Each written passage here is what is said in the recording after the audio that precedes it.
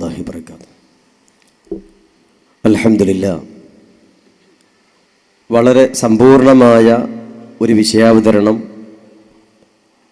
ഒരു ആദർശ പ്രഭാഷണം നാം എല്ലാവരും കേട്ടു. ഇനിയും ഒരു പ്രഭാഷണത്തിൻ്റെ ആവശ്യമില്ലാത്തതുകൊണ്ട് ഇനി നമുക്ക് ആവശ്യമുള്ളത് നമ്മുടെ നോട്ടീസിലൂടെ പരസ്യങ്ങളിലൂടെ അറിയിച്ചിരുന്നത് പോലെ സംശയ നിവാരണങ്ങളാണ്. അതുകൊണ്ട് തന്നെ ആ ഭാഗത്തേക്ക് നമുക്ക് പ്രവേശിക്കാം. ബഹുമാന്യരായ എൻ്റെ അഭിവന്യ ഉസ്താദുമാർ, ബഹുമാനപ്പെട്ട ഈ സ്ഥാപനത്തിൻ്റെ സാരഥി കൂടിയായ മഹാനായ ബഷീർ ഫൈസി ഉസ്താദ് അവറുകളും, ബഹുമാനപ്പെട്ട അബ്ദുൽ ഖാദർ അൽ ഖാസിമി ഉസ്താദ് അവറുകളും, അതുപോലെയുള്ള ഒരുപാട് പണ്ഡിതന്മാർ സദസ്സിലും വേദിയിലുമുണ്ട്. അള്ളാഹു എല്ലാവർക്കും ആഫിയത്തോടുകൂടെയുള്ള ഇസ്സത്തോടുകൂടെയുള്ള ദീർഘായുസ്സോടെ അനുഗ്രഹിക്കട്ടെ. എല്ലാവർക്കും അറിയാമല്ലോ സഹോദരന്മാരെ, നമ്മുടെ സമ്മേളനം വരാനിരിക്കുന്നു. ആദർശ വിശുദ്ധിയുടെ 90 വർഷം എന്നുള്ളതാണ് നമ്മുടെ പ്രമേയം. അൽഹംദുലില്ലാഹ്, നമ്മുടെ രാജ്യത്ത് ഏത് സ്ഥലത്ത് ആരുടെ മുന്നിൽ നിന്നുകൊണ്ടും ആദർശ വിശുദ്ധി അവകാശപ്പെടാൻ പറയാൻ അർഹതയുള്ളൊരു പ്രസ്ഥാനമുണ്ടെങ്കിൽ നമ്മൾ മാത്രമാണ്. നമ്മുടെ ഡ്യൂട്ടി അതാണ്, ആദർശ വിശുദ്ധിയുടെ സംരക്ഷണം. പല വിഭാഗങ്ങളുമുണ്ടല്ലോ നമുക്കിടയിൽ, പലരുമുണ്ട്. ബിദ്അത്തുമായി കടന്നു വന്ന വഹാബികൾ, അതുപോലെ തന്നെ മൗദൂദികൾ, തബ്ലീഗ് ജമാഅത്ത്, ജനങ്ങളുടെ ആത്മീയ മേഖല ചൂഷണം ചെയ്തുകൊണ്ട് കടന്നു വന്ന തരീഖത്തുകാർ. ഞാൻ ഉദ്ദേശിക്കുന്നത് ബഹുമാനപ്പെട്ട സമസ്ത കേരള ജംഇയ്യത്തുൽ ഉലമ, ഈ നാട്ടിലെ മുസ്ലിമീങ്ങളോട് നിങ്ങൾ വിട്ടുനിൽക്കണം, സഹകരിക്കരുത്, വഞ്ചിക്കപ്പെടരുത് എന്ന് ആഹ്വാനം ചെയ്തിട്ടുള്ള നൂർ ഷാ തരീഖത്ത്, അതുപോലെ തന്നെ ഈ അടുത്ത കാലത്ത് കടന്നു വന്ന ആലുവ തരീഖത്ത് പോലെയുള്ള പിഴച്ച തരീഖത്തുകൾ ഇവിടെ വിശദീകരിക്കപ്പെട്ടു. സമസ്തയുമായി ആശയപരമായി ഭിന്നിപ്പിൽ നിൽക്കുന്ന സുന്നി എന്ന് പറഞ്ഞുകൊണ്ട് നടക്കുന്ന മറ്റൊരു വിഭാഗം. വഹാബിസം പല മോഡലാണ്, പല രൂപത്തിലുമാണ് വഹാബിസം. നമുക്ക് അറിയാമല്ലോ, KNM വഹാബിസം പറഞ്ഞുകൊണ്ടിരിക്കുന്നു. അതുപോലെ തന്നെ ജമാഅത്തെ ഇസ്ലാമിയും വഹാബിസം പറയുന്നു, തബ്ലീഗ് ജമാഅത്ത് വഹാബിസം പറയുന്നു. KNM വഹാബിസം പറയുമ്പോൾ, അതിശക്തമായ ഭാഷയിൽ പറയുമ്പോൾ, അല്പമൊന്ന് കട്ടി കുറച്ചുകൊണ്ട്, ഗൗരവം കുറച്ചുകൊണ്ടാണ് ജമാഅത്തെ ഇസ്ലാമിയുടെ ആളുകൾ ബിദ്അത്ത് പറയാറുള്ളത്, വഹാബിസം പറയാറുള്ളത്. എന്നാൽ ഒരു തരം സൈലന്റ് വഹാബിസത്തിന്റെ സ്വഭാവമാണ് തബ്ലീഗ് ജമാഅത്തിനുള്ളത്. കണ്ട നല്ല മട്ടുള്ള സംഘടന ആളുകളാണ്, നല്ല താടി, നല്ല നീളം കുപ്പായം, കയ്യിലൊരു തസ്ബീഹ് മാല, പോക്കറ്റിലൊരു അത്തറും കുപ്പി, അതുപോലെ തന്നെ പോക്കറ്റിലൊരു ചീർപ്പ്, ആരെ കാണുമ്പോഴും സലാം പറയും, പുഞ്ചിരിക്കും, ജനങ്ങൾ വഞ്ചിക്കപ്പെടും. ഇതൊക്കെ വഹാബിസത്തിന്റെ വിവിധ മുഖങ്ങളാണ്. ഇതുപോലെ തന്നെ ജനങ്ങളുടെ ആത്മീയ മേഖല ചൂഷണം ചെയ്തുകൊണ്ട് കടന്നു വന്ന പഴച്ച തരീഖത്ത് പ്രസ്ഥാനങ്ങളാണ് നൂർ ഷാ തരീഖത്തും ആലുവ തരീഖത്തും. നമുക്കറിയാമല്ലോ, ബഹുമാനപ്പെട്ട സമസ്ത കേരള ജംഇയ്യത്തുൽ ഉലമ 1974 നൂർ ഷാ തരീഖത്തിനെ കുറിച്ച് തീരുമാനം പറഞ്ഞിട്ടുണ്ട്. സാധാരണക്കാരായ ആളുകൾക്ക് ഏറ്റവും കൂടുതൽ പ്രയാസമുണ്ടാക്കുന്ന പ്രസ്ഥാനങ്ങളാണ് നൂർ ഷാ തരീഖത്ത്. കാരണം ഈ പറഞ്ഞ രൂപത്തിൽ ആളുകളൊക്കെ ചോദിക്കും, എന്താ അതിന് തകരാറുള്ളത്? ദിക്റല്ലേ, ദിക്ർ ഹൽക്കല്ലേ, മജ്ലിസ് അല്ലേ, ഉറൂസ് അല്ലേ എന്നൊക്കെ ആളുകൾ ചോദിക്കാറുണ്ട്. പക്ഷേ കഠിനമായ ആശയപരമായ ആദർശപരമായ വിശ്വാസപരമായ വൈകല്യങ്ങൾ ഉള്ളിൽ ഒളിപ്പിച്ചു വച്ചിട്ടുള്ള പ്രസ്ഥാനമാണ് നൂർ ഷാ തരീഖത്ത്. അതുകൊണ്ടാണല്ലോ ബഹുമാനപ്പെട്ട സമസ്ത കേരള ജംഇയ്യത്തുൽ ഉലമ പ്രസ്തുത തരീഖത്തിനെ കുറിച്ച് തീരുമാനമെടുത്തത്. അതുപോലെ തന്നെ ഈ അടുത്ത കാലത്ത് ആലുവക്കാരൻ കളരിക്കൽ യൂസുഫിനാൽ നിർമ്മിക്കപ്പെട്ട ആലുവ തരീഖത്ത്, അതും സാധാരണക്കാരായ ആളുകൾ ഏറ്റവും കൂടുതൽ വഞ്ചിക്കപ്പെടുന്ന ഒരു പ്രസ്ഥാനമാണ്. അതുപോലെ തന്നെ സമസ്തയിൽ നിന്ന് വിട്ടുപോയ ഇവിടെ വിശദീകരിക്കപ്പെട്ട വിഘടിത വിഭാഗം. പ്രിയപ്പെട്ട സഹോദരന്മാരെ, ആദർശ വിശുദ്ധി പറയാനും പ്രസംഗിക്കാനും അർഹതയുള്ള, ധൈര്യമുള്ള, തന്റേടമുള്ള ഒരു പ്രസ്ഥാനം ഇന്നുണ്ടെങ്കിൽ അത് ബഹുമാനപ്പെട്ട സമസ്ത കേരള ജംഇയ്യത്തുൽ ഉലമയും അതിൻ്റെ പോഷക സംഘടനകളും മാത്രം. നമുക്കിവിടെ ആശയപരമായി ഒരാളെയും പേടിക്കേണ്ടതില്ല. ഇതുപോലെ പരസ്യമായ മുഖാമുഖങ്ങൾ, സംവാദങ്ങൾ, ആശയ പ്രചരണ പ്രസംഗങ്ങളും മറ്റും ഇതൊക്കെ കേരളത്തിൻ്റെ അതുപോലെ തന്നെ മറ്റ് പുറത്തും പല സ്ഥലങ്ങളിലും വളരെ ഭംഗിയായിക്കൊണ്ട് SKSSFന്റെ കീഴിൽ നടന്നുകൊണ്ടിരിക്കുന്നു. ഒരു മുജാഹിദ് പ്രസംഗിച്ച സ്ഥലമാണെങ്കിലും, ജമാഅത്തുകാർ പ്രസംഗിച്ച സ്ഥലമാണെങ്കിലും, അതുപോലെ തന്നെ പിഴച്ച തരീഖത്തുകാർ വന്നുകൊണ്ട് ജനങ്ങളെ ബുദ്ധിമുട്ടാക്കുന്ന സ്ഥലമാണെങ്കിലും ധൈര്യത്തോടുകൂടി ആദർശം പറയാൻ കെൽപ്പുള്ള പ്രസ്ഥാനം അത് SKSSF സമസ്തയുടെ പോഷക വിഭാഗങ്ങൾ മാത്രമാണ്. മറ്റുള്ളവർക്ക് പേടിയാ. മുടി എന്ന് കേൾക്കുമ്പോഴേക്ക് വേജാറാ, പൊടി ചട്ടി എന്ന് കേൾക്കുമ്പോഴേക്ക് വേജാറാ. എന്തൊക്കെ വഹാബിസങ്ങൾ! പ്രിയപ്പെട്ട സഹോദരന്മാരെ, ബഹുമാനപ്പെട്ട ആനക്കര ഷെയ്ഖുന കോയക്കുട്ടി ഉസ്താദ് അല്ലാഹു തആല ആഫിയത്തോടുകൂടി ദീർഘായുസ്സ് കൊണ്ട് അനുഗ്രഹിക്കട്ടെ.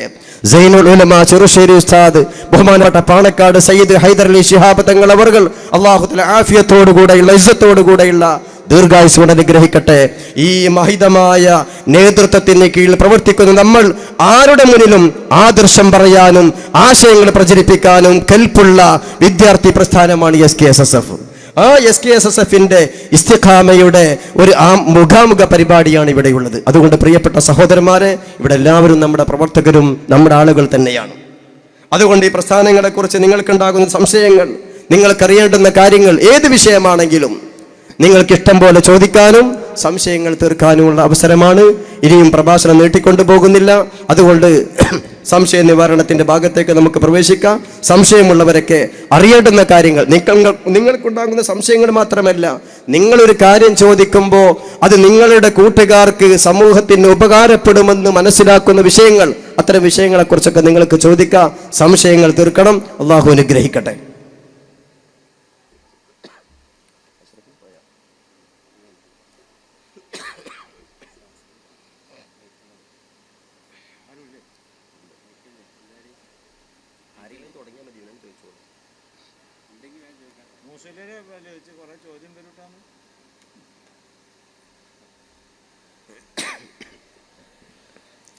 സംശയങ്ങൾ ഏത് വിഷയമാണെങ്കിലും നമുക്ക് ചോദിക്കാനും തീർക്കാനുമുള്ള അവസരം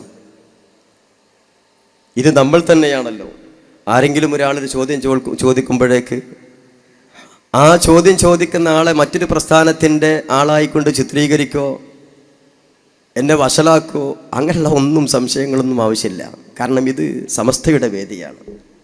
സമസ്തയുടെ വേദി, സമസ്തയുടെ അന്തസ്സും മര്യാദയും എല്ലാ വിഷയങ്ങളിലും ഉണ്ടാവും. മഹാന്മാരായ ഉസ്താദുമാരുടെ വേദിയാണ്. അതുകൊണ്ട് പ്രിയപ്പെട്ട സഹോദരന്മാരെ, നമ്മുടെ സംഘടനാപരമായ ആശയപരമായ നമുക്കറിഞ്ഞിരിക്കേണ്ടുന്ന വിഷയങ്ങളെക്കുറിച്ച് നിങ്ങൾക്കുള്ള സംശയങ്ങൾ മാത്രമല്ല, നിങ്ങൾക്കൊരു പക്ഷേ സംശയങ്ങൾ ഉണ്ടാവില്ല. പക്ഷെ ഞാനൊരു കാര്യം ചോദിക്കുമ്പോൾ അത് എൻ്റെ കൂടെയുള്ളവർക്ക് കൂടി ഉപകാരപ്പെടുമെന്ന് നിങ്ങൾക്ക് തോന്നുന്ന ഏത് വിഷയമാണെങ്കിലും നമുക്ക് ചോദിക്കാം. അതിനുള്ള നിവാരണം കണ്ടെത്തുകയും ചെയ്യാം. ആരെങ്കിലും ഒന്ന് തുടങ്ങിക്കൊടുത്താൽ മതി, പിന്നെ അങ്ങനെ വന്നോളൂ.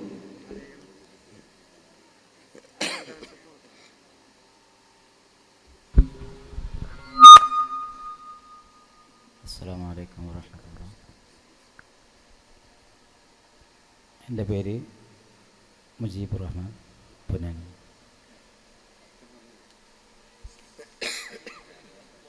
ഉസ്താദ് നേരത്തെ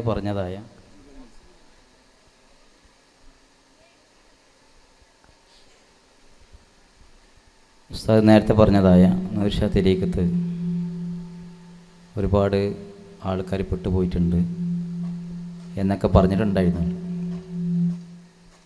ചോദിക്കുമ്പോൾ എന്നെ നേരത്തെ ഉസ്താദ് പറഞ്ഞ പോലെ ഞാൻ അതിൻ്റേതായ ഒരാളായിട്ട് ചിത്രീകരിക്കരുത് എന്ന് ആദ്യമായി ഉണർത്തുന്നു. ഞാൻ ഒരു 4 വർഷം മുമ്പാണ് ഞാൻ ഗൾഫിൽ നിന്ന് വന്നിട്ട് സയ്യിദ് ആരിഫുദ്ദീൻ ജീലാനി വരികയും അവരുടെ പ്രഭാഷണം കേൾക്കുകയും ചെയ്തു. ഇതുപോലെ ഒരു റബീഉൽ അവ്വൽ മാസത്തിലാണ് തങ്ങൾ വന്നത്. അപ്പോൾ അവിടെ ബഹുമാനപ്പെട്ട തങ്ങൾ ചോദിച്ചു, ഇവിടെ ഇപ്പോൾ നടക്കുന്ന നബിദിന ആഘോഷങ്ങൾ മുഴുവനും റസൂലുള്ളാഹി സ്വല്ലല്ലാഹു അലൈഹി നമ്മൾ ഈ മാലകളും തോരണങ്ങളും അതേപോലെ മൗലിദുകളും ഒക്കെ ഇത് ളുഹൂറെ മുഹമ്മദാണ്, ഇതിൻ്റെ ഹഖീഖത്തെ മുഹമ്മദ് ആർക്കെങ്കിലും അറിയുമോ എന്ന് ചോദിച്ചു. ഞാൻ 2 ദിവസം ഇവിടെ ഉണ്ടാകും, അത് അറിയുന്നവർ പണ്ഡിതന്മാരെ വരണമെന്നും പറഞ്ഞു. അപ്പോൾ എന്താണ് ഹഖീഖത്തെ മുഹമ്മദ് എന്ന് നമുക്കിപ്പോൾ റസൂലുള്ളാഹി സ്വല്ലല്ലാഹു അലൈഹി വസല്ലം ചുവപ്പ് കലർന്ന വെളുപ്പ് നിറമാണ്, അധികം നീണ്ടവരോ കുറിയവരോ അല്ല, ഇങ്ങനെയൊക്കെ പറഞ്ഞു പോകുന്നു. പക്ഷേ ഹക്കീക്കത്തെ മുഹമ്മദ് എന്ന് ഒന്ന് പറഞ്ഞപ്പോൾ അത് എൻ്റെ മനസ്സിനെ വല്ലാതെ ആകർഷിച്ചു. അതൊന്ന് വിശദീകരിച്ചാൽ നന്നായിരുന്നു.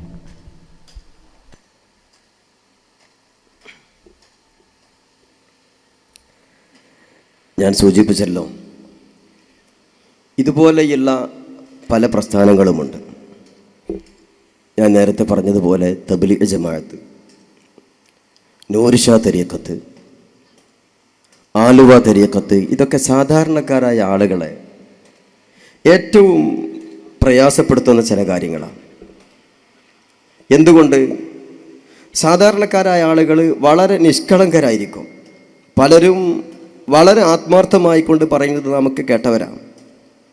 ചെറുപ്പകാലത്തൊന്നും പഠിക്കാൻ കഴിഞ്ഞിട്ടില്ല, അന്ന് പട്ടിണിയും ബുദ്ധിമുട്ടായിരുന്നു, പഠിക്കാൻ കഴിഞ്ഞില്ല, പഠിപ്പിക്കാൻ ആളുണ്ടായില്ല, ഒന്നും ദീനിനെക്കുറിച്ച് അറിയില്ല. അതുകൊണ്ട് അള്ളാഹിൻ്റെ അടുത്ത് രക്ഷപ്പെടണം, അതിലുള്ള മാർഗം എന്താ? 100% ഇഖ്ലാസുള്ള ഈ ചിന്തയുമായി കൊണ്ട് നടക്കുന്നവരാ നമ്മുടെ സാധാരണക്കാരായ ആളുകൾ. അവർക്ക് മരണം, ഖബർ, മഹ്ശർ എന്ന കേൾക്കുമ്പോൾ വലിയ ബേജാറാണ്. എങ്ങനെങ്കിലും രക്ഷപ്പെടണം, ഈമാൻ സലാമത്തിലാവണം. ഇതാണ് നമ്മുടെ ആളുകളുടെ ധാരണ, ചിന്ത. നല്ല ചിന്ത തന്നെ. ഇവിടെയാണ് ഇങ്ങനെയുള്ള നിഷ്കളങ്കരായ പാവപ്പെട്ട മുസ്ലിമീങ്ങളാണ് ഇത്തരം തരീഖത്തുകളുടെയും പിഴച്ച പ്രസ്ഥാനങ്ങളുടെയും ചതിയിൽ സാധാരണ അകപ്പെടാറുള്ളത്. പലപ്പോഴും നൂർഷാ തരീഖത്തിൻ്റെ ആളുകൾ ചോദിക്കാറുണ്ട്, എന്താ ഞങ്ങൾക്ക് കുഴപ്പം? ഞങ്ങൾ ലാ ഇലാഹ ഇല്ലല്ലാഹ് എന്നുള്ള ദിക്റാ ചെല്ലുന്നത്, ശരീഅത്ത് വിരുദ്ധമായിക്കൊണ്ട് ഞങ്ങൾ ഒന്നും ചെയ്യണില്ല, പിന്നെ എന്താ ഞങ്ങൾക്കുള്ള പ്രശ്നം? ഞാൻ ഇത്ര വർഷമായി ബൈഅത്ത് ചെയ്തിട്ട് ഇന്ന് വരെ എന്നോട് ഒരു ഖലീഫയും ഒരു ഷെയ്ഖും ശരീഅത്തിന് വിരുദ്ധമായ കാര്യം ചെയ്യാൻ വേണ്ടി പറഞ്ഞിട്ടില്ല. നിസ്കരിക്കണം, ഖുർആൻ ഓതണം, ദിക്ർ ചെല്ലണം എന്നൊക്കെ ഞങ്ങളോട് പറയാറുള്ളത്. പിന്നെ എന്താ തകരാറ്? ഒരു കാര്യം കൂടി പറയും, ഞാൻ കൃത്യമായിട്ട് നിസ്കരിക്കാത്ത ആളായിരുന്നു, ദീൻ കാര്യങ്ങളൊന്നും തീരെ ശ്രദ്ധിച്ചിരുന്നില്ല. അവർ പറയുന്ന വാക്കുകളാണ്, അൽഹംദുലില്ലാ ഞാൻ ബൈഅത്ത് ചെയ്ത അന്ന് മുതൽക്ക് ഒറ്റ വഖത്തും ഖളാ ആക്കാതെ നിസ്കരിച്ചു കൊണ്ടിരിക്കുന്നു, കൃത്യമായി കൊണ്ട് ഖുർആൻ ഓതുന്നു, എല്ലാ ആഴ്ചയിലും ദിക്ർ മജ്ലിസിൽ പങ്കെടുക്കുന്നു, ഷെയ്ഖ് എവിടെ വരുമ്പോഴും തഅലീം സദസ്സുകളിൽ പങ്കെടുക്കുന്നു. ഇതൊക്കെ എനിക്ക് ബൈഅത്തിന് ശേഷം ലഭിച്ച ഗുണങ്ങളാണ്. ഇതിനു മുമ്പ് ഞാൻ അതൊന്നും ചെയ്തിരുന്നില്ല. സാധാരണക്കാരായ ആളുകൾ പറയാറുള്ള വാക്കുകളാണ്. നിങ്ങളും പലപ്പോഴും അങ്ങനെ കേട്ടിട്ടുണ്ടാകും. പ്രിയപ്പെട്ട സഹോദരന്മാരെ, ഇവിടെയാണ് ഇൽമിന്റെയും ആലിമീങ്ങളുടെയും പ്രസക്തി. ഫസ്അലു അഹ്ല ദിക്രി ഇൻ കുൻതും ലാ തഅലമൂൻ. പരിശുദ്ധ ഖുർആനിന്റെ ശക്തമായ ആഹ്വാന. നിങ്ങൾക്കറിയാത്ത കാര്യങ്ങളിൽ നിങ്ങൾ ചാടിക്കയറി ഇടപെടരുത്, നിങ്ങൾ വിവരമുള്ള ആളുകളോട് ചോദിക്കണം. ഞാൻ അല്പം വിശദീകരിച്ചുകൊണ്ട് തന്നെ സംസാരിക്കുകയാണ്. നബി സല്ലല്ലാഹു അലൈഹി വസല്ലമ തങ്ങളുടെ ഹദീസ് ഉണ്ടല്ലോ, അൽ ഇൽമു ഹയാത്തുൽ ഇസ്ലാം. ഇൽമ് അതാണ് ഇസ്ലാമിന്റെ ഹയാത്ത്. ഇൽമ് അതാണ് ഇസ്ലാമിന്റെ ഹയാത്ത്. എന്താണ് ഈ ഹദീസിന്റെ താല്പര്യം? ഇൽമില്ലെങ്കിൽ പിന്നെ ഹയാത്ത് നഷ്ടപ്പെടും. ഹയാത്ത് നഷ്ടപ്പെട്ടാൽ പിന്നെന്താ? മരണമാണ്. ഇൽമില്ലാത്തൊരു മനുഷ്യന്റെ ഇസ്ലാം നഷ്ടപ്പെടും, ഈമാൻ നഷ്ടപ്പെടും. ധാരാളം സാഹചര്യങ്ങൾ അതിനുണ്ട് എന്നല്ലേ ഈ ഹദീസിന്റെ താല്പര്യം? അതെ, ഇസ്ലാം നഷ്ടപ്പെടുന്ന, ഈമാൻ നഷ്ടപ്പെടുന്ന, ആഖിബത്ത് മോശമാകുന്ന വിവിധ രൂപങ്ങളിൽപ്പെട്ട രൂപങ്ങളാണ് ഇത്തരം പിഴച്ച പ്രസ്ഥാനങ്ങൾ. എന്താ നൂർഷാ തരീഖത്തിലുള്ള പ്രശ്നം? സാധാരണ നാം കാണാറുള്ള കാര്യമാണ്, വലിയ ഹഖീഖത്തിൻ്റെയും മാരിഫത്തിൻ്റെ ഒക്കെ മർത്തബയുള്ള വലിയ വലിയ വർത്താനം പറയും. ആകെന്താ യോഗ്യത? 2ാം ക്ലാസ് വരെ മദ്രസ. ബയ്യത്ത് ചെയ്തതിന് ശേഷം നന്നായി മുറുക്കനുണ്ട്, വെറ്റില മുറുക്കനുണ്ട്, ഒരു നീളം കുപ്പായം. ഞാൻ കുറ്റം പറയല്ല, ഒരു നീളം കുപ്പായം. ആളുകളെ കാണുമ്പോൾ വെറും അസ്റാറിൻ്റെ വർത്താനങ്ങൾ മാത്രമല്ല, ലാ ഇലാഹ ഇല്ലല്ലാഹിന്റെ സിർ അറിയോ, മുഹമ്മദുർ റസൂലുള്ളാഹിന്റെ രഹസ്യം അറിയോ, അതിൻ്റെ ഹഖീഖത്ത് അറിയോ? നിങ്ങളൊക്കെ ലാഹിറിൻ്റെ ആൾക്കാരല്ലേ, ഞങ്ങളൊക്കെ ബാത്തിൻ്റെ ആൾക്കാരാണ്. ഇങ്ങനെയുള്ള വലിയ മർത്തബയുള്ള വർത്താനങ്ങൾ സാധാരണക്കാരായ ആളുകളെ ഇത്തരത്തിലുള്ള ഒരു അഹങ്കാര സ്വഭാവത്തിലേക്ക് മാറ്റിയെടുക്കുക എന്നുള്ളതാണ് ഈ തഅലീം സദസ്സുകളിലൂടെയും തർബിയത്ത് ക്യാമ്പുകളിലൂടെയും ഈ സാധാരണക്കാരായ ആളുകൾക്ക് ലഭിച്ചുകൊണ്ടിരിക്കുന്ന അവരുടെ സ്വഭാവമാറ്റത്തിൽ നാം കണ്ടുകൊണ്ടിരിക്കുന്ന കാര്യം. ഒരു കാര്യം പറയട്ടെ, ഒരു വിഷയത്തെക്കുറിച്ച് തീരുമാനമെടുക്കുമ്പോൾ ഒരു തെരീക്കത്താണെങ്കിലും ഒരു പ്രസ്ഥാനമാണെങ്കിലും അതിനെക്കുറിച്ച് തീരുമാനമെടുക്കുമ്പോൾ എന്താണ് ആ പ്രസ്ഥാനം, എന്താണ് ആ തെരീക്കത്ത് എന്ന് വളരെ കൃത്യമായ അറിവ്, ബോധം നമുക്കുണ്ടായിരിക്കണം. നൂർ ഷാ തങ്ങൾ കേരളത്തിലേക്ക് വന്നു. കേരളത്തിലേക്ക് വന്ന സമയത്ത് ബഹുമാനപ്പെട്ട സമസ്ത കേരള ജമിയത്തുൽ ഉലമായുടെ പല വേദികളിലും അദ്ദേഹം പങ്കെടുത്തിരുന്നു. ശേഷം നൂർ ഷാ തങ്ങളുടെ പ്രസ്ഥാനത്തിൽ, അദ്ദേഹത്തിൻ്റെ തെരീക്കത്തിൽ പല അബദ്ധങ്ങളും നമ്മുടെ ആലിമീങ്ങൾ കണ്ടെത്തിയപ്പോൾ ഞാൻ നേരത്തെ പറഞ്ഞതുപോലെ 1974 ബഹുമാനപ്പെട്ട സമസ്ത കേരള ജമിയത്തുൽ ഉലമ നൂർ ഷാ തെരീക്കത്തിനെ കുറിച്ച് തീരുമാനമെടുത്തു. ഞങ്ങൾ പല വേദികളിലും ചോദിച്ച കാര്യമാണ്. ഈ അടുത്ത് മലപ്പുറം ജില്ലയിലെ വടക്കേ ഭാഗത്തുള്ള കീഴ്ശ്ശേരിയിൽ നൂർ ഷാ തെരീക്കത്തുകാരുമായി കൊണ്ട് ഒരു ആദർശ ചർച്ച നടന്നു. ആ ചർച്ചയിൽ വളരെ ശക്തമായിക്കൊണ്ട് ഞങ്ങൾ നൂർ ഷാ തെരീക്കത്തിൻ്റെ ഖലീഫമാരോട് ഞങ്ങൾ ചോദിച്ചു, നൂർ ഷാ തങ്ങളാൽ രചിക്കപ്പെട്ടൊരു പുസ്തകമുണ്ട്, ഈ കാണുന്ന പുസ്തകം. ഈ പുസ്തകത്തിൻ്റെ പേര് അസ്റാറെ ലാ ഇലാഹ ഇല്ലല്ലാഹ് എന്ന.